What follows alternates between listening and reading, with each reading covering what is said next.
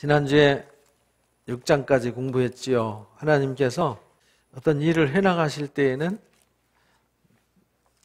미리 준비하시고 일하시거든요. 하나님은 준비하시는 하나님, 준비하시고 일하시는 하나님. 이걸 이제 잊지 말아야 돼요. 성령이 임하면 예루살렘과 온 유대와 사마리아와 땅끝이라는 과정을 두셨어요. 과정. 돌멩이를 던지면 물결 파장이 돌멩이 떨어진 데서부터 일어나잖아요. 밖에서부터 물결 파장이 올 수는 없거든요. 이걸 통해서 우리가 영적인 섭리를 깨달아야 돼요. 내가 던져진 돌멩이와 같다 이 말입니다. 내가 복음을 받았어요. 그러면은 돌멩이가 던져진 그 중심에 누가 있어야 되냐? 내가 있어야 되는 거예요. 내가 성령에 감동되고 내가 성령이 충만해야 되는 거죠. 남들이 성령 충만한 거를 구경하는 사람들은 관객이잖아요. 하나님의 나라는 관객이 가는 것이 아니라 주인공들이 가는 것입니다. 그런데 대부분 관객이 된 사람들이 많아요. 그래서 관객은 이 주인공과의 관객의 차이점이 뭐냐면, 주인공은 이제 예수님과 우리가 주인공이 돼야 되잖아요. 예수님과 우리가 주인공이 되고 이제 성령이 이제 그 프로그램 이끌어가는 감독자가 되어 주셔서 일하시는데, 이 관객은 구경꾼이에요. 보는 사람들이죠. 그리고 이 사람들은 평가를 해요. 주인공들은 평가하는 것이 아니라 무대에서 주인공의 역할을 하는 것이죠. 그래서 교회 안에도 평가하는 사람들이 있어요. 평가하는 사람들은 주인공이 아닙니다. 그래서 예루살렘에 성령이 임했을 때에 거기에 평가하고 판단하는 사람들은 예수님을 십자가에 못 박았고 사도들을 핍박하는 사람들이었어요. 그래서 사도들을 통해서 하나님이 일하실 때 오히려 사도들을 잡아다가 감옥에 넣고 오히려 핍박하고 예수님의 이름으로 말하지 못하게 하고 이랬죠. 그러나 주인공 된 베드로와 사도들은 목숨도 아끼지 않고 담대히 나가서 복음을 전했죠. 그러니까 우리가 그렇게 복음을 전하는 주인공이 되어야 합니다. 그런데 하나님이 사람이 수가 점점 많아지니까 뭐가 필요하냐면 조직이 필요한 거예요. 그러니까 뭐든지 필요에 의해서 움직여지는 거예요. 필요 없는 일을 하면 문제가 되죠. 그러나 필요가 있을 때에는 빨리빨리 대응을 해서 미리 대비를 해야 돼요. 사도들도 이제 막 사람들이 밀려오고 숫자가 많아지니까 그 사람들을 구제하는 일에는 손길이 미치지 않았어요. 어떻게 할 수 있는 방법이 없었어요. 그래서 우리가 기도하고 말씀을 가르치는 일에 전무해야 되는데 그 일을 못하게 된 거죠. 이제 헬라파 유대인과 히브리파 유대인들이 서로 갈등이 생기고, 교회 안에 갈등이 생기면 안 되잖아요. 둘이 하나로 묶어야 되는데, 그래서 이 일을 전담할 수 있는 일꾼이 필요하다. 그래서 7 집사가 세워졌다라고 지난주에 우리가 나눴습니다. 그 7 집사들이 그래서 사명을 가지고 열심히 섬겨서 그랬더니 교회가 점점 더 제자 수가 많아졌더라, 이렇게 말씀하셨어요. 그러니까 우리가 주어진 일들을 이렇게 잘 나눠서 각자 직임과 사명을 다할 때 수가 더하게 되더라. 그러니까 하나님이 일하시는 거죠. 내가 일을 해요. 내가 일을 하는데 나만 일하는 것이 아니라 하나님이 일하세요. 하나님도 100% 일하셔야 되고 나도 100% 일해야 돼요. 나만 일하면은 하나님이 없는 거잖아요. 또 하나님만 일하시고 내가 없으면 하나님 혼자 원맨쇼 하시는 거잖아요. 그럼 하나님 일하는 목적이 없어지는 거잖아요. 그래서 하나님이 일하시고 내가 그 일에 참여해서 함께 일하는 거죠. 그래서 하나님은 우리를 통하여 이 땅에 당신의 뜻을 이루시고 당신의 영광을 나타내시기를 원하시는 겁니다. 그래서 7 집사들을 세워서 열심히 일했는데, 그 중에 스데반이라고 하는 집사가 이 말씀을 전할 때에 이 알렉산드리아든지 구레네라든지 이런 지방에서 온 자유인들, 이런 사람들이 와가지고 성경을 토론하는데 안 되니까 가짜들 동원해가지고 이 스데반 집사를 핍박하고 지금 재판정에 세워서 위기로 몰고 가는 상황이죠. 그래서 이 스데반 집사가 결국은 순교하게 되는데, 순교하기 전에 그가 그들 앞에 세워졌을 때, 공회 앞에 세워졌을 때 얼굴이 어떻게 됐죠? 천사같이 빛났더라 하면서 그 천사같이 빛난 모습으로 설교하는 그 설교 내용이 사도행전 7장 이야기입니다. 이 베드로의 설교와 스데반 집사의 설교를 잘 살펴보세요. 베드로의 설교는 그들이 십자가에 못 박힌 예수님을 못 박아 죽인 그들을 살리셨다라고 십자가의 복음을 전했는데, 이 스데반 집사는 이 공회 앞에 서서 성경을 가지고 논하는 거예요. 성경.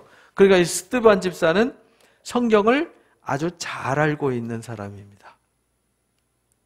성경을 모른다 그러면 거기 서가지고 이야기를 하겠어요? 여러분들 창세기부터 신명기까지 이야기를 할 수 있나요? 그 정도까지 수준이 되셔야 되지. 근데 여기 스데반 집사 설교 내용을 보세요. 이게 집사예요. 여러분들도 집사님, 권사님이시죠? 그러니까 스데반 집사님만큼 하셔야 돼요. 대제사장이 이것이 사실이냐 하면서 이제 예수님이 어떤 신성모독, 예수님이 성전을 헐면 사흘만에 일으키리라는 그 사건 때문에 예수님 십자가에 못 박혔는데, 역시 스데반 집사도 그 일 때문에 여기 이제 불려온 거잖아요. 스데반이 이르되 여러분 부형들이여 들으소서, 이게 사실이냐? 라니까 복음을 변증하는 거죠. 말씀을 전하는데, 여러분 부형들이여 들으십시오. 우리 조상 아브라함이 하란에 있기 전 메소포타미아에 있을 때 영광의 하나님이 그에게 보여 일렀습니다 라고 설교를 하는 거예요. 지금 우리가 이거는 성경을 가지고 있으니까 쉽게 말하는 거지만, 그 당시에는 개인이 성경을 소지할 수가 없었어요. 그래서 말씀을 들으려면 어디로 가야 돼요? 회당에 가서 말씀을 배웠단 말이죠. 회당에 가서. 예수님도 회당에서 설교를 하셨잖아요. 근데 여기 예루살렘 성전이니까 회당이었고, 여긴 성전이죠. 성전에서 이들이 밤낮 이제 성전을 출입하면서 말씀을 배웠는데, 또 전했는데, 이제 그 당시에 이제 다른 사람들은 다 회당에서 말씀을 배웠단 말이죠. 예수님도 나사렛 회당에서 이사야서 61장 말씀을 읽고 설교를 하신 내용이 누가복음 4장에 나오죠. 근데 여기 모세오경의 시작이 되는 아브라함 이야기를 하는 거예요. 메소포타미아, 지금은 이라크 땅이 있는 데죠. 메소포타미아라는 말은 티그리스 강과 유프라테스 강 사이에 있는 문명을 메소포타미아라 그래요. 메소라는 말은 사이라는 뜻이거든요. 강과 강 사이의 문명을 메소포타미아 문명이라고 그래요. 그것이 지금 이라크 땅, 거기에 이제 있을 때 갈대아라 그랬죠. 갈대아 우루, 우리 구약 성경에는 거기에 있을 때 하나님이 그를 부르셨어요. 내 고향 친척을 떠나서 내가 내게 보일 땅으로 가라. 이게 이제 창세기 12장 얘기죠. 12장 얘기를 지금 이야기해요. 아브라함이 갈대아 사람의 땅을 떠나 하란에 거하다가 이제 거기서 75세에 부르심 받아서 가나안 땅으로 가는 거죠. 그의 아버지가 죽음에 하나님이 그를 거기서 너희 지금 사는 이 땅으로 옮기셨느니라. 지금 이스라엘 땅, 예루살렘 지금 성전에서 이야기를 하니까, 그 이전에는 조상들이 어디 있었냐면 애굽에 있었어요. 그래서 아브라함의 부르심부터 시작해서 지금 설명을 해나가는 거죠. 그러나 여기 발붙일 만한 땅도 유업으로 주시지 않았다.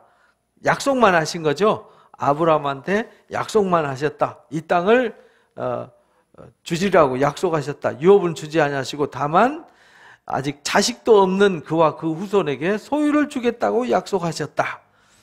왜냐하면 아브라함 부르심 받고 나서 75세에 부르심 받았는데 약속만 하셨지 자식도 없었어요. 근데 그 자손들이 하늘의 별들처럼 바닷가의 모래알처럼 많게 하실 거다. 이렇게 약속하셨잖아요. 하나님이 또 이같이 말씀하시되 그 후손이 다른 땅 나그네가 되리니 그 땅 사람들이 종으로 삼아가지고 400년 동안 괴롭게 하리라. 벌써 이게 창세기 15장으로 넘어갔어요. 15장 6절에 아브라함이 하나님이 언약을 확인할 때 하나님을 믿음에 그걸 의로 여겼다 이랬잖아요. 그 믿음에 의로 여겼다 할 때 요 약속을 했거든요. 내 자손이 바다 모래와 같이 될 거다. 하늘의 물별들처럼 될 텐데 내 자손이 이방 땅에 가서 종살이를 하게 될 거다. 그리고 내가 그들을 징계하면은 그들을 큰 민족을 이끌고 나오게 할 거다라는 약속의 말씀을 15장에 하셨는데 여기 그 얘기를 여기다 옮겨놨어요. 이르되 종 삼는 그날을 내가 심판하리니, 그래서 징계를 하는데 심판을 뭘로 징계했냐면 10가지 재앙으로 심판하시고 징계하셨어요. 그죠?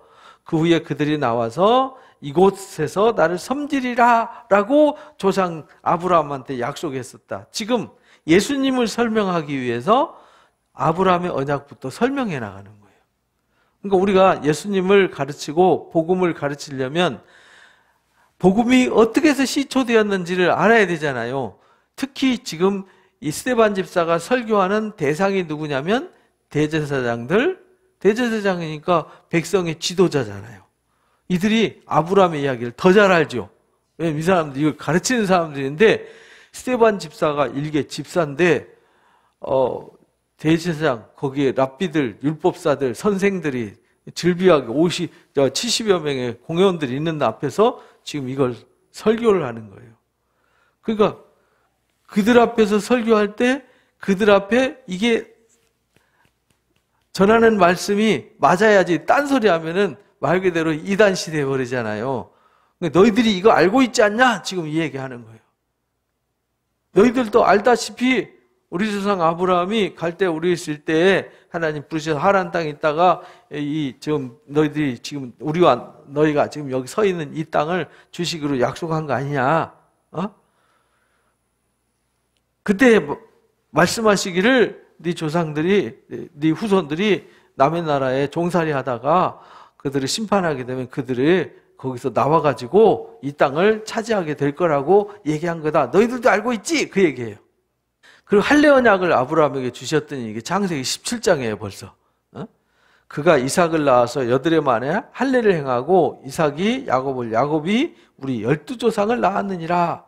벌써 창세기 30장까지 갔어요.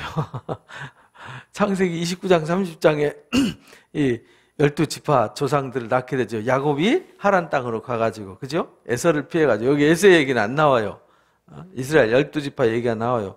여러 조상이 그리고 돌아왔는데 이 11형제가 요셉을 시기해가지고 애굽에 팔아먹었죠. 팔았더니 하나님이 그와 함께 계셔서 모두를 환난에서 건져내셨다. 그래가지고 바로 왕 앞에 세워가지고 은총과 지혜를 주심에 그 꿈을 해석해서 온 집의 통치자가 되었다. 총리가 되게 하셨죠. 근데 여기 꿈 해석 얘기 이런 거는 생략했어요. 그러니까 중요한 거는 지금 하나님께서 어떻게 오늘 우리가 서 있는 이 자리까지, 그리고 예수님이 오시기까지 하나님이 어떤 일을 하셨는지를 지금 증명해 가는 거란 말이죠. 그때 애굽과 가나안 온 땅에 흉년이 들어가지고 큰 환난이 있을 때 조상들이 양식이 없어가지고 양식을 구하러 가죠.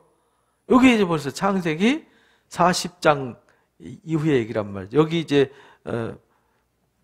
팔려간 얘기는 창세기 37장에 팔려가죠. 39장에 바로의 집에서 꿈을 해석해서 수월과 한 장, 떡과 한 장이 복직하고 40장에 바로의 꿈을 해석해주고 총리가 되는 얘기가 42장까지 나와요. 그리고 양식이 없어서 양식 구하러 갔다가 요셉을 만나게 되는 장면이 창세기 42장이란 말이죠. 곡식이 있다는 말 듣고 보내가지고 재차 보내면 두 번째 보낼 때가 이게 44장, 45장 얘기란 말이죠. 요셉이 자기 형제들에게 알려지게 되고 요셉이 친족이 바로에게 드러나게 되니라. 이게 45장 얘기잖아요. 그래서 요셉이 사람 보내가지고 70명, 여기 75명 이런데 이거 이제 출애굽기는 70명으로 돼 있죠. 뭐 이거는 숫자는 큰 의미가 없어요. 중요한 건 그 조상들이 돌아왔어요. 이 얘기가 창세기 46장 얘기예요. 벌써 여기 14절 얘기했는데 지금 창세기 12장부터 창세기 46장까지 설교를 한 거예요. 야곱이 애굽으로 내려가 그 조상들이 거기서 죽고, 야곱이 죽었어요. 이게 창세기 50장 얘기잖아요. 세겜으로 옮겨져 가지고 아브라함이 세겜 하모리 자손이 은으로 값주고 산 무덤에 장사되었더라. 여기 이제 야곱이 장사된 게 아니라 요셉이 세겜에 장사되었고, 야곱은 어디에 장사됐냐면 헤브론 막벨라 고래에 이제 장례가 되죠. 조상들의 무덤이 거기 있어요. 그래서 지금 세겜 땅에 가면 요셉의 무덤이 있고, 헤브론에 가면은 아브라함과 이삭과 그 다음에 야곱 무덤이 거기 있어요. 요셉의 무덤은 세겜에 있습니다. 하나님이 아브라함에게 약속하신, 그래서 창세기 50장에 세겜에 장례 치르게 됐고, 이제 야곱은 헤브론에 장례 치르게 됐다는 것, 막벨라 굴을 돈 주고 샀잖아요, 거기도. 근데 여기 이제 약간 차이가 있죠. 차이가 있는 거는 이 의도가 뭐냐면, 지금 요셉 이야기와 야곱 이야기를 섞어서 이야기하기 때문에, 요약해서 얘기하기 때문에 이렇게 이야기한 거지, 정보가 틀린 것은 아닙니다. 하나님이 아브라함이 약속하신 때가 가까움에 이스라엘 백성이 애굽에서 번성해서 많아졌더라. 그래서 출애굽기 1장 얘기하는 거죠. 생육하고 창성하고 번성해가지고 큰 민족을 이뤘어요. 그러니까 처음에는 한 가족을 부르셨죠. 아브라함 한 사람을 부르셨어요. 근데 아브라함 한 사람 부르시고 이삭이라는 한 약속의 자손을 주셨어요. 이를 통해서 12지파를 주셨어요. 그래서 12한 집안이 12부족이 된 거죠. 12부족이 이제 야곱이 이름이 이스라엘이잖아요. 그래서 야곱의 이름을 따서 이스라엘의 12지파가 한 민족이 된 거죠. 그런데 진짜 70명이 내려가서 돌아올 때는 남자 장정 20세부터 60세까지 전쟁에 나갈 수 있는 군인들만 60만 3,550명이었더라. 거기에 이제 20세 미만, 그 다음에 60세 이상, 그 다음에 여성들까지 치면 20세 미만이 더 많겠죠. 옛날엔 자녀들을 많이 낳았으니까. 그럼 자녀들이 두세 명만 있어도 60 곱하기 3, 그럼 368. 그죠? 거기다가 여자들은 숫자에 안 쳤으니까 여자들, 그 다음에 나이 드신 분들 치면은 최소로 200에서 300 이상 됐을 것이다. 그렇게 간단하게 우리가 계산할 수 있죠. 대단해요. 많아졌어요. 그때 요셉이 알지 못하는 새 임금이 왕이 되었더라. 창세기, 출애굽기 1장에 나오는 얘기예요. 그래서 요셉을 모르는 새 왕이 일어나니까 하신 일이 뭐냐면, 요셉이 총리가 돼가지고 애굽의 모든 재산을 다 바로의 것이 되게 했다. 이렇게 나오잖아요. 바로의 것이 되게 했다는 얘기는 이들이 먹을 것이 없어서 처음에는 짐승 갖다가 팔았어요. 돈 가지고, 돈이 다 되니까 짐승 팔고, 짐승 없으니까 집을 팔고, 집이 없으니까 땅을 팔고, 땅을 팔아서 안 되니까 몸을 팔았단 말이에요. 그러니까 짐승도 땅도 돈도 집도 사람도 다 누구 거냐면 바로의 것이 되겠어요. 근데 요셉이 토지 개혁을 하면서 20% 세금만 내고 나머지는 다 너희 가져, 이래가지고 다 돌려보냈단 말이죠. 그러니까 다 망한 집에 은인이 된 거죠. 그러니까 요셉한테 혜택 안 받은 사람이 아무도 없어요. 그러니까 요셉 집안에서 뭐 한다 그러면 반대할 사람이 아무도 없지요. 마치 바로같이 되게 했어요. 하나님같이 되게 했다 이 말이에요. 요셉과 그 자손들을. 그런데 새 왕이 쿠데타가 일어나가지고 정권이 바뀌었어요. 정권이 바뀌어서 보니까 이 사람들이 굉장히 높은 자리에 있고 막 한 지역의 고센 땅에서 너무나도 막 강성해 가잖아요. 그러면 전쟁이 일어나면 이들이 배신하면은 본인들이 위기에 처하겠다라는 생각이 들어서 이 사람들에게 강제 노역을 시켜요. 그래서 노예로 만들어버린 거예요. 그래서 이들이 그때부터 종살이를 하게 되는 거죠. 이들이 그래서 하나님 앞에 부르짖어 기도해요. 그동안 혜택받고 풍성할 때는 하나님 안 찾아요. 근데 이들이 강제 노역에 동원돼서 채찍 맞고 고난당하니까 하나님을 찾아요. 그래서 하나님께서 출애굽을 준비하셨잖아요. 새로운 왕을 준비하셨고 그 다음에 큰 민족을 준비하셨고 그들이 하나님을 찾을 수 있게 해주셨고 그 다음에 모세를 보내주셔서 그들을 이끌어내게 하셨어요. 그 얘기를 여기서 하는 거예요. 우리 족속에게 교활한 방법을 써서 조상들을 괴롭게 해서 어린아이를 내버려 살지 못하게 하더라. 생육극이 막 창성하고 번성하니까 자식 낳으면은 다 아들 낳으면 다 죽이겠잖아요. 근데 그 중에 모세가 낳았는데 하나님 보시기에 아름다운지라 그 아버지 집에 석 달 길리우다가 버려진 후에 바로의 딸이 그를 데려다가 길렀더라. 버렸다는 얘기는 진짜 죽일 수 없으니까 갈대바구니에 담아가지고 여기 왜 요즘 노래도 나오잖아요. 갈대바구니에 담아놓고 어떻게 되나 이렇게 보고 있었는데 하나님이 그때 바로의 공주를 보내서 그 아이를 불쌍히 여겨서 히브리 아이들은 다 죽이는데 자기 아들로 삼았어요. 얼마나 총명하고 예쁘게 생겼던지 하나님이 그렇게 되게 하셨어요. 마치 애굽의 요셉이 총리가 되게 하듯이 이 모세도 장차 하던 일을 쓰시기 위해서 그 갈대 바구니에 띄워놨을 때와 이 공주가 목욕하러 온 시기가 딱 맞게 하셨어요. 만약에 떠내려가 버렸으면 물고기 밥 됐죠. 그러니까 하나님이 그렇게 예비하셨어요. 모세가 애굽 사람의 모든 지혜를 배워서 그래서 왕궁으로 들어가서 공주의 아들이 돼가지고 왕실 교육을 받은 거예요. 왕실 교육 받았다는 얘기는 통치 교육을 받은 거예요. 통치 교육 받으면 무슨 교육을 받냐면 기본 왕실 소양 교육을 배워요. 지도자 소양 교육. 그 다음에 뭘 배우냐? 통치 교육을 받아요. 통치 교육 중에 제일 중요한 게 뭐냐면 군사, 경제, 정치, 그 다음에 문화, 학문. 이걸 갖춰야 돼요. 골고루 갖춰야 통치를 할 수 있어요. 그래서 교육을 다 받았어요. 근데 똑똑했어요. 똑똑해서요. 바로의 다른 아들들보다 아주 뛰어났어요. 그래서 총망받는 인재였죠. 근데 하나님은 바로의 아들로 세워서 애굽에 왕 세우려고 모세 보내신 게 아니잖아요. 그죠? 나이가 40이 되면 40세 동안 공부한 거죠. 그러니까 40세 때까지 공부했으니까 학문에 능통하고 지식도 뛰어나고요. 경륜도 뛰어나고 훌륭한 지도자로 성장한 거죠. 그러니까 이제 하산할 때가 되었어요.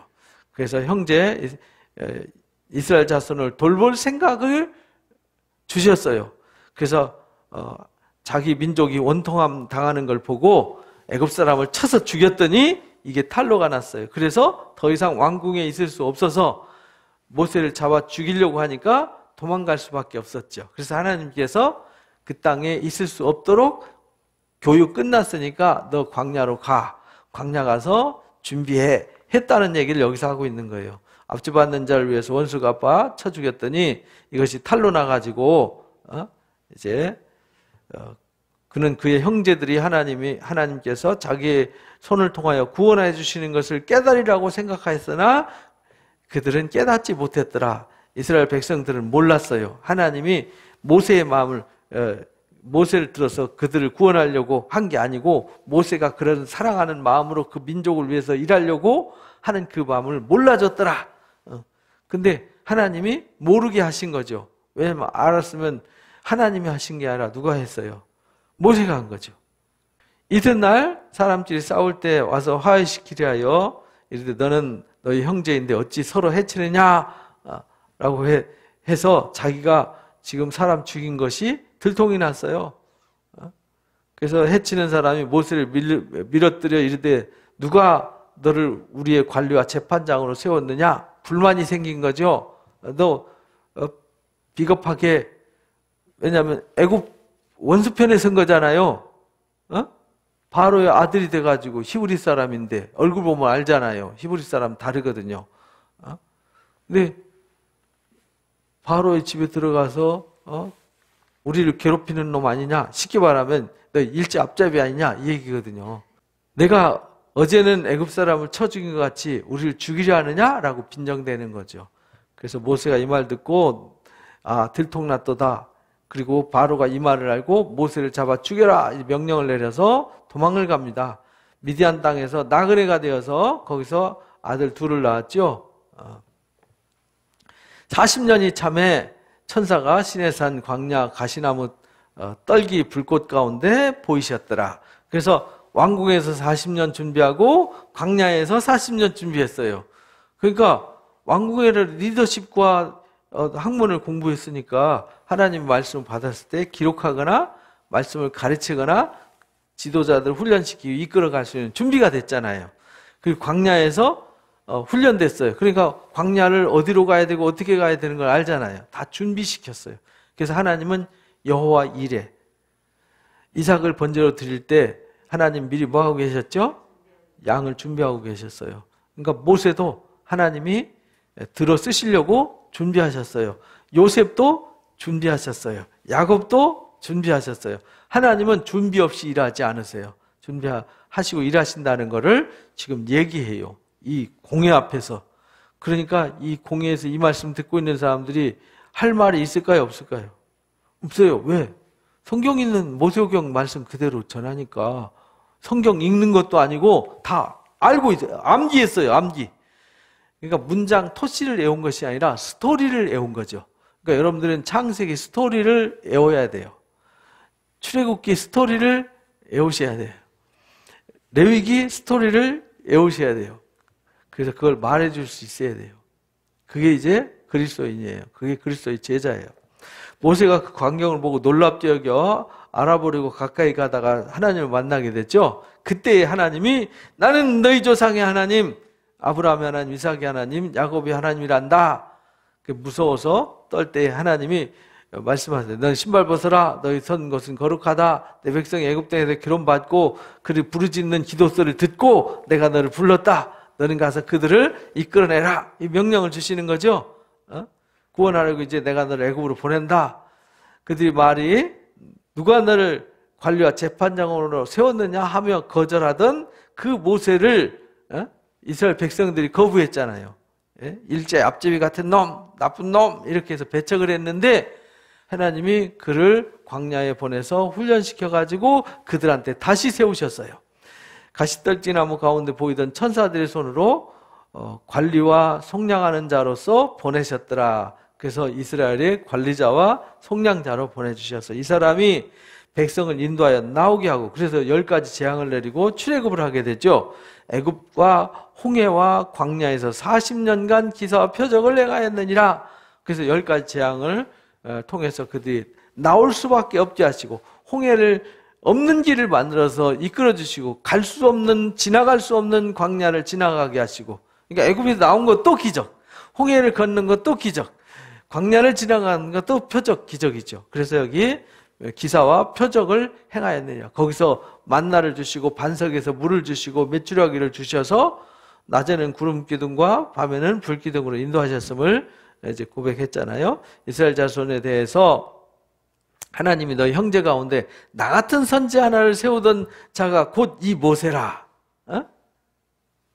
이스라엘 자손에 대해서 나 같은 선지 하나를 세우려 했던 그 사람이 누구냐? 모세였다. 시내산에서 말하던 그 천사가 우리 조상들과 함께 광야 교회를 세웠다. 광야가 뭐였어요? 그래서 우리는 광야 학교. 이스라엘 백성들이 광야 교회를 지난 거예요. 광야가 교회란 말은 하나님 중심으로 모여진 언약 공동체를 교회라 그래요. 그래서 광야 교회라고 부른 거예요. 오늘날도 우리가 하나님의 언약의 자손이신 예수 그리스도를 중심으로 하나로 예수님 머리고 우리가 지체가 되어서 모여진 언약 공동체가 교회예요. 광야 교회가 있었고 살아있는 말씀을 받아 우리에게 주던 자가 이 사람이라. 시내산에서 말씀 받아서 주었어요. 이가 누구냐? 모세다. 우리 조상들이 모세에게 복종치 아니하고자 하여 거절해서 그 마음이 도리어 애굽으로 향했어요. 그래서 우리가 광야에서 죽었으면 좋았을 것을 차라리 애굽으로 돌아가자 막 이랬단 말이죠. 아론더러 이르되 우리를 인도할 신들을 만들자 해가지고 금송아지 만들었잖아요. 우리 인도하던 그 모세는 어떻게 되었는지 시내산에 올라가서 안 내려오니까 죽었을 거 아니냐 이 얘기예요. 그때에 그들이 송아지를 만들어 우상 앞에 제사하며 자기 손으로 만든 것을 기뻐하더니 하나님이 외면하사 그들을 하늘의 군대 섬기는 일에 버려두셨으니 이는 선지자의 책에 기록된 바 이스라엘 집이여 너희가 광야에서 40년간 희생과 제물을 내게 드린 일이 있었느냐? 라고 예레미야서 말씀을 인용해서 말씀하세요. 너희가 광야에서 제사 드린 적 있어? 라고 말을 해요. 아모스서에서도 말하죠. 신명기 18장 말씀과 아모스서 말씀 5장 25절 말씀을 가지고 말하는데 예레미야서에서도 똑같이 얘기하죠. 너희가 광야에서 진짜 예배 드린 적 있니? 라고 말합니다. 그들이 몰록의 장막과 신 레판의 별을 받들었으며 그들이 이것은 너희가 절하고자 하여 만든 형상이로다. 내가 너희를 바벨론 밖으로 옮기리라 한 것과 같으니라. 근데 이들이 광야에서 그렇게 원망하더니 가나안 땅에 들어가서도 똑같이 그랬다는 거예요. 광야에서 우리 조상에게 증거의 장막이 있었으니 이것은 모세로 말씀하신 이가 명하사 하나님 말씀하신 말씀대로 지었지 말씀의 식양대로 성막이 지어졌잖아요. 성막 기구도 우리 조상들이 이것을 받아 하나님이 그들 앞에서 쫓아내신 이방인의 땅을 점령할 때에 여호수아와 함께 가지고 들어가서 다윗 때까지 이르니라. 벌써 여호수아서 지나고 사사기 지나고 사무엘 상하 지나서 어디까지 갔어요? 지금 이제 다윗까지 간 거예요. 다윗 때까지 사무엘 상까지 간 거예요. 다윗이 하나님 앞에서 은혜를 받아 야곱 집을 위하여 하나님의 처소를 준비하여 달라고 하였더니 솔로몬이 그를 위해서 집을 지었느니라. 벌써 열왕기상 6장까지 갔습니다. 열왕기상 6장 7장에 성전 건축을 하죠. 그리고 8장에 봉헌하면서 봉헌 기도하고 9장에서 하나님 응답하신 얘기가 나오잖아요. 너희가 이 성전을 향해서 기도하면 다 들어주겠다. 그러나 이 성전은 내가 거하는 성전이 아니라 하나님의 눈길과 하나님의 뜻이 있는 곳이죠. 하나님의 생각과 의도가 있는 곳이지 하나님 건물 안에 계신 분이 아니에요. 근데 만약에 너희가 하나님 말씀 불순종하면 내 이름과 명예를 둔 이 성전이라도 집어 던져버리겠다라는 것이 응답이었죠. 그러나 지극히 높으신 이는 손으로 지은 곳에 계시지 않아요. 선지자가 말한 바 주께서 이르시되 하늘은 나의 보좌요 땅은 나의 발등상이니. 그래서 49절 보면 각주 나오죠. 거기 이제 이사야서 66장 1절 말씀을 가르쳤어요. 이 모든 것이 다 내 손으로 지은 것이 아니냐 함과 같으니라. 목이 곧고 여기서 이제 목이 곧고 마음과 귀에 할례를 벗지 못한 사람들아. 지금 이제 모세오경은 아브람 얘기는 길게 했어요. 그죠? 왜냐하면 그들이 제일 중요하게 여기는 사람 누구예요? 아브람. 그리고 모세 얘기를 길게 했어요. 제일 중요한 선지자가 누구예요? 모세예요. 그리고는 그 이후에 타락했던 사건들이나 여호수아 때의 사건이나 사사 얘기는 싹 건너가 버려요. 그 다윗을 얘기를 해요. 다윗 얘기를 하고 솔로몬이 성전 건축한 얘기하고 그걸로 끝나요. 근데 그 이후에 선지자들을 보내되 어떻게 보냈어요? 부지런히 보냈다. 그런데 어떻게 했어요? 다 죽여버렸어요. 핍박하고 예레미야도 구덩이 가두고. 그죠? 목이 곧고 마음과 귀에 할례를 받지 못한 사람들아 너희도 너희 조상과 같이 항상 성령을 거스르는도다. 왜냐하면 그들이 선지자들이 하나님의 성령에 감동돼서 외친 말씀을 거역하고 선지자들을 죽이고 내쫓고 이랬단 말이죠. 그 선지자 생도들이 먹고 살 게 없어가지고 생도들이 막 그 나무 비어다가 먹고 먹을 게 없어서 뭐 풀뿌리 캐다가 삶아 먹다가 독이 있어가지고 또 엘리사가 독 해결해주고 이런 게 있었잖아요. 선지자 생도가 먹고 살 길이 없어서 기름 주셔가지고 먹고 살게 하고 이렇게 했단 말이죠. 결국은 선지자들 다 내쫓아가지고 몰래 오바댜라는 궁중 내시가 먹을 것을 주고 엘리야 때 그죠? 100명의 이 선지 생도들을 몰래 숨겨놓고 먹을 걸 갖다 주고 이랬잖아요. 너희 조상들이 선지자들 중 누구를 박해하지 않은 적 있냐? 의인이 오시리라 예고한 자들을 그들이 뭐했고 죽였고 이제는 너희는 그 의인을 잡아준 자요 살인자가 되었다. 그러니까 선지자들 중대 내어졌고 예수님도 그렇게 말씀하셨잖아요. 마태복음에 또는 마가복음에 똑같이 이제 말씀을 가르쳐 주시되 이 농부의 비유를 가르쳐 주셨잖아요. 포도원을 맡겨놓고 소출을 거두러 보냈더니 종들을 잡아 죽였어요. 쫓아내고 그래서 아들을 보내면 공경하리라 했더니 아들까지 죽여버렸다. 그러면은 주인이 가서 나중에 어떻게 하겠냐라는 말씀을 비유를 들어서 말씀하셨잖아요. 근데 그 얘기를 여기 지금 스데반 집사가 아브람 얘기, 모세 이야기 하면서 거기에 그래서 다윗, 그들이 중요한 것이 누구냐? 아브람, 모세, 다윗이란 말이죠. 그 다음에 그들이 중요하게는 성전, 솔로몬. 근데 솔로몬 성전이 없어지고 스룹바벨 성전이 증축돼서 헤롯 성전이 된 거였잖아요. 그래서 그들이 중요하게 여기는 인물들을 나열한 거예요. 다른 인물은 여기 등장 안 시켜요. 그죠? 이제 다른 왕들 얘기, 뭐 사사들 이야기, 뭐 하나도 등장 안 시킵니다. 중요하게 여기는 그들이 중요하게 여기는 인물이 누구냐? 아브람, 모세, 다윗, 솔로몬 이런 사람들이에요.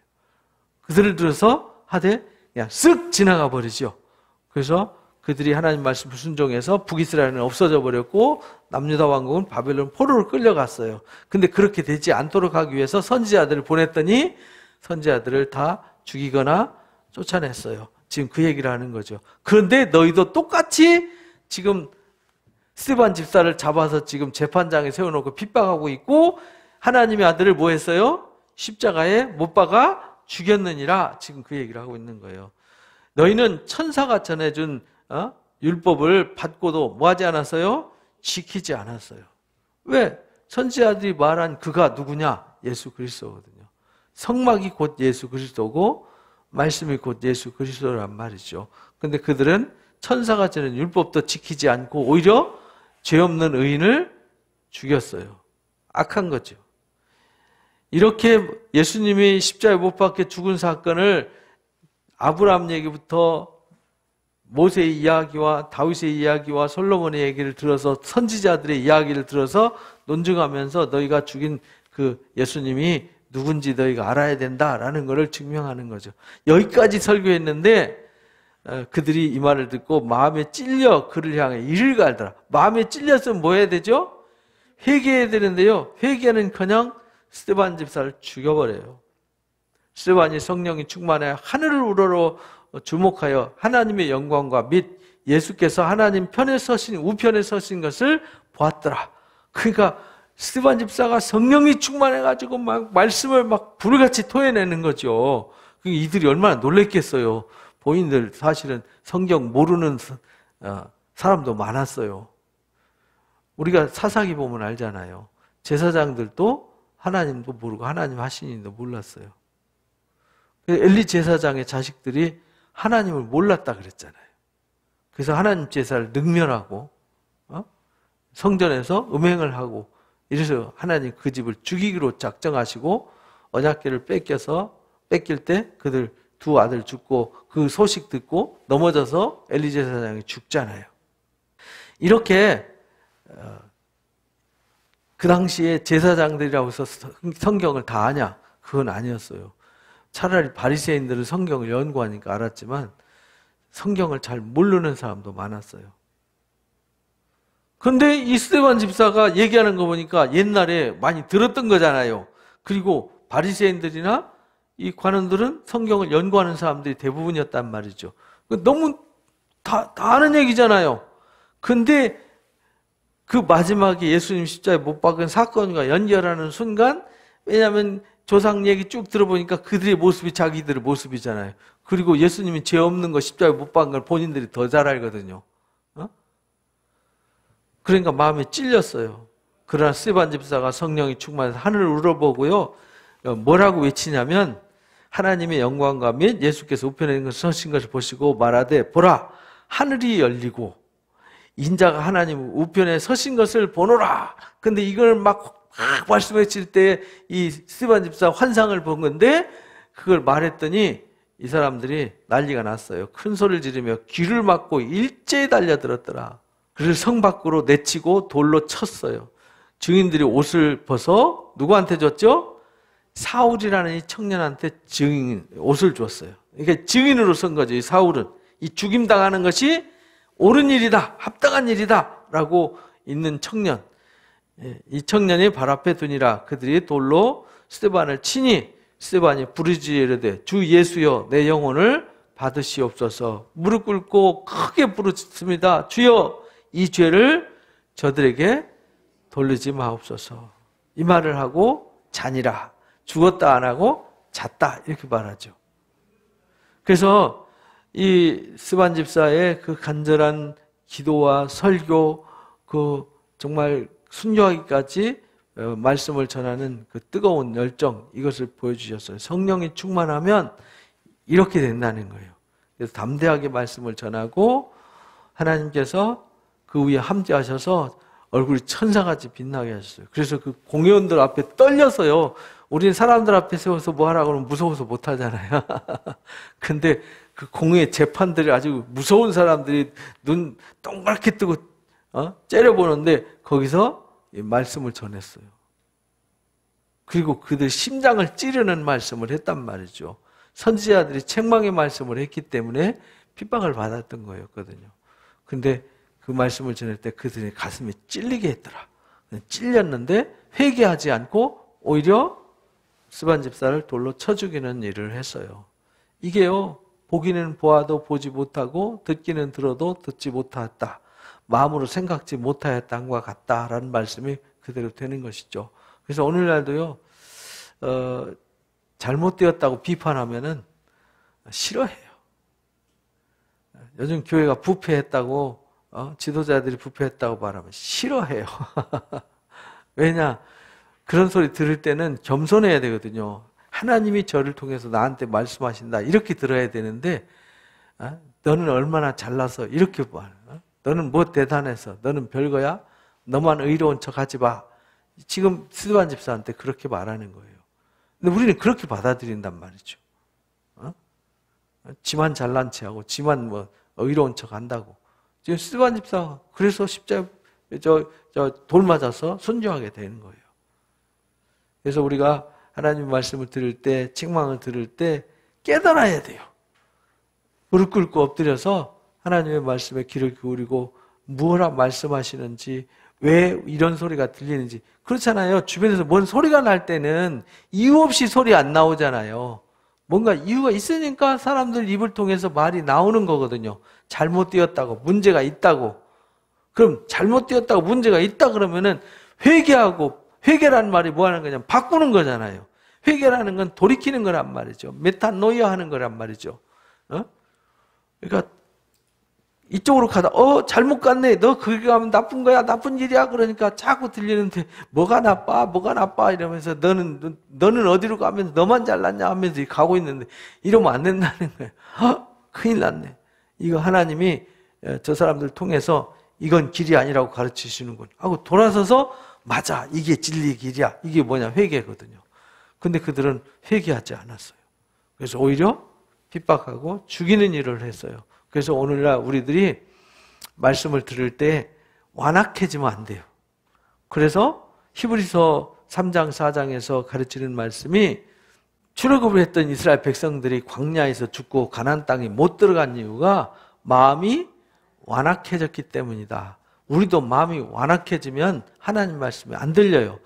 이들이 왜 예수님을 십자가에 못 박고 스데반 집사를 죽였느냐? 마음이 완악해서. 그래서 세례 요한이 회개하라 천국이 가까우니라 외쳤어요. 그리고 그들이 올 때에 이 독사의 자식들아 누가 임박한 진노를 피하라고 하더냐? 너희가 도끼가 나무 뿌리에 놓였으니 너희가 회개에 합당한 열매를 맺지 않으면 아낌없이 찍어서 불에 던질 거다. 그러니까 그들이 회개에 합당한 뭘 맺어야 돼요? 열매를 맺어야 돼요. 누가 먹으면은 그렇게 말하죠. 너희가 두 벌 옷 가진 사람은 한 벌을 나눠줘라. 정말 세상 나만 생각하지 말고 어려운 이웃을 생각해라. 그리고 이 세리들은 물어보니까 너희들이 정한 세금 외에는 삥땅하지 마라. 늑탈하지 말라는 거죠. 그리고 군인들은 국가에서 준 급료를 족한 줄로 알고 백성들 거 빼들고 강탈하지 마라. 그게 회개에 합당한 열매였어요. 그러니까 우리가 잘못되었다라고 들으면 잘못된 걸 뭐 하면 돼요? 바꾸면 이게 회개란 말이죠. 눈물 흘리고 우는 게 회개가 아니라고요. 근데 이상하게 우리나라에 눈물을 찔찔 짜고 막 그럼 회개했다고 그래요. 어제 막 기도회를 했는데 막 눈물을 흘리면서 통곡을 하면서 회개를 하더라면서 저분 회개했다고 막 그래요. 회개했는데 삶이 똑같아요. 그럼 회개한 게 아니에요. 눈물을 흘린 게 회개가 아니라 눈물을 안 흘렸어도 말씀을 깨닫고 주여. 우리가 하나님 앞에 이렇게 불의하게 살았습니다. 그러니까 다시는 죄를 짓지 않겠습니다. 그래서 두 아들 비유를 들어주셨잖아요. 큰아들은 예스 하고 가서 순종하지 않았고 둘째 아들은 노 하고 나갔는데 나중에 깨닫고 뉘우치고 순종했어요. 그럼 누가 하나님의 뜻을 행한 자냐? 누가 아버지의 뜻을 알고 아버지 마음에 순종했냐? 둘째지 않냐? 그러니까 우리가요, 중요한 거는 예, 아멘 하고 뭐 행위가 중요한 것이 아니라 삶이 바뀌어야 된다. 그게 진짜 회개다라는 걸 가르쳐 주셨어요. 그래서 스반 집사가 이 설교했던 이 설교가 어떤 한 획을 긋는 이 순교의 역사. 스반 집사가 이 설교하는 거 누가 봤냐면 사울이 봤어요. 들었어요. 근데 자기가 공부 엄청 많이 해서 모세오경 다 달달달 외우는 사도 바울이 봤을 때에도 대단했어요. 그러니까 천사같이 빛나는 것도 봤어요. 근데 돌로 쳐 죽이고, 근데 이것이 하나님 보시기에 합당한 일이라고 본인이 생각하고 있었어요. 근데 이것이 계기가 돼서 주님 만났을 때 그게 아니었구나라는 걸 깨닫게 하신 거죠. 스데반 순교가 이 사울이라는 청년의 마음에 뭔가 느낌표를 준 거예요. 이게 없었으면은 사울이라는 청년이 회개하는데 주님을 만나서도 큰 일을 할 수가 없었지요. 그래서 하나님께서 미리 한 사람의 눈물과 한 사람의 핏방울을 통해서 또 다른 역사를 준비하시고 계셨어요. 이게 기독교 역사의 최초의 순교자예요. 근데 뭐 하다가 순교했죠? 말씀을 전하다가 순교를 했어요. 그래서 우리가 핍박 가운데서도 이 복음을 전해야 되는 거죠. 그래서 이들의 피 흘림과 눈물과 땀방울, 이 고난을 통해서 지구를 한 바퀴 돌아서 우리한테 복음이 오게 된 겁니다. 우리는 이 복음을 받았으니까 이 복음을 우리만 갖고 있으면 안 되고, 복음을 가지고 내 이익과 내 명예와 내 뜻을 이루는 데 쓰면 안 되고, 오직 순수하게 주신 복음을 스데반 집사처럼 전해주고 나눠주는 자가 돼야 되고요. 이 바리새인들과 사두개인들처럼 복음을 대적하는 자가 되면 안 되고, 말씀을 듣고 회개하는 자가 되어야 한다라는 것을 가르쳐 주셨습니다. 그리고 이 역사를 통해서 하나님의 새로운 역사를 열어가세요. 그래서 8장에는 놀라운 일이 일어납니다. 이 순교를 계기로 예루살렘에 대핍박이 일어나요. 대핍박이 일어나니까 거기 있던 예루살렘에 있던 성도들이 어떻게 될까요? 다 흩어져 버려요. 그런데 그들이 흩어질 때는 이게 무슨 일이냐? 우린 성전 떠나기 싫고 여기가 좋사오니 라고 모였는데 다 흩어졌어요. 근데 흩어진 그들이 가서 원망하거나 하나님 없는 것 같아. 하나님 있으면 어떻게 우리를 이렇게 핍박해서 우리를 쫓아낼 수 있어? 어떻게 스데반 집사가 순교를 당할 수 있어? 하나님 안 계신 것 같아. 이렇게 안 했다는 거예요. 그들이 흩어졌을 때 그래, 하나님이 우리 거기 있으라고 한 게 아니야. 예루살렘과 온 유대와 사마리아로 가라 그랬는데 우리가 안 간 거야. 그래서 그들이 흩어져서 뭐 했죠? 열심히 복음을 전했어요. 그래서 그들이 사마리아 땅에 가서, 유대 땅과 사마리아 땅에 가서 복음을 전하는 얘기가 나오고, 9장에서 누구를 준비하냐? 이방 선교를 위해서 방금 이 스데반이 돌마다 순교할 때 증인을 섰던 사울이라는 청년을 꺾어서 이방 세계에 복음을 전할 수 있는 땅끝 선교를 준비하셨어요. 그러니까 하나님이 호련한 가운데 어떤 일을 준비하시고 어떤 일을 하세요. 근데 그 당시의 사람들은 그게 하나님 하시는 일을 잘 몰랐어요. 나중에 보니까 누가 하셨어요? 하나님 하셨어요. 마치 요셉이 노예로 팔려갈 때 그게 불행한 일인 것 같았고, 그가 감옥에 갈 때는 정말 어찌 이럴 수 있는 일이 있나? 말도 안 되는 일이다 라고 말할 수 있지만 하나님이 바로 앞에 세우기 위한 하나님의 계획과 섭리였다라는 것을 우리가 아는 것과 같아요. 그래서 우리 성경을 통해서는요, 우리가 알 수 없는 비밀한 하나님의 영적 섭리를 깨달아 아는데 또 하나님의 뜻이 있는 거예요. 그래서 우리는 성경을 부지런히 보고 배워서 하나님의 뜻을 분별하는 자 되시고, 그 하나님의 뜻에 준비된 자가 되어서 우리가 이 교회가 왜 존재하는지, 나를 왜 부르셨는지, 나를 통해서 무엇을 하시려고 하시는지 하나님은 의도가 있으세요. 그래서 세우셨고 부르셨고 우리를 택하신 거예요. 그러니까 우리는 그 목적에 합당한 열매를 맺어가시기를 주님의 이름으로 축복합니다.